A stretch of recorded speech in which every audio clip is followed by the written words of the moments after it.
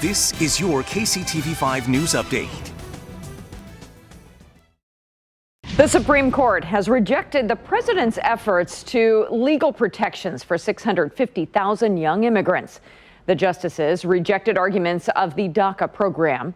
This ruling means those immigrants will keep their protection from deportation and their right to work in the United States. Little before 6 this morning, officers were dispatched to the cross-section of Red Bridge Road and Jackson Avenue. That's where they found a female body floating in the lake. She was pronounced dead there at the scene. The incident is being investigated at this point as a drowning. Today's your first chance to weigh in on whether J.C. Nichols Fountain and J.C. Nichols Parkway in Kansas City should be renamed. Years ago, advocates started taking a closer look at what Nichols actually stood for. At that time, there was a push to change the name of the parkway. It never gained much traction, but with a new spotlight on racism and injustice, more people are paying attention to these symbols. Many agree Nichols does not symbolize what KC is all about. Advocates say he was a racist and should not be celebrated.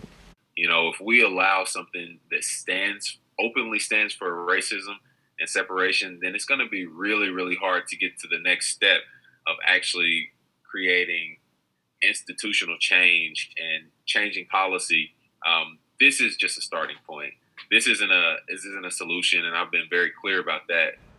The first of two public meetings about this topic happens tonight at 6 o'clock at the Bruce R. Watkins Cultural Center.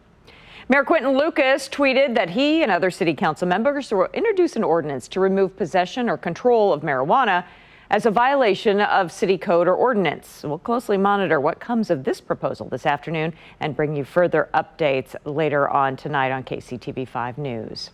And the national blood shortage has now hit historic levels because of the pandemic. Big part of that is because of blood drive cancellations. So without these blood drives, the Kansas City area lost about 70% of donations. Community Blood Center works with most major hospitals in our area. Now these hospitals may soon have to cancel non-life-saving surgeries if that blood supply dips too much further. We're kind of at a loss for words right now, honestly, because it's never been this bad for this long. So what we need donors to hear, what we need the community to hear, is that you are needed now more than ever.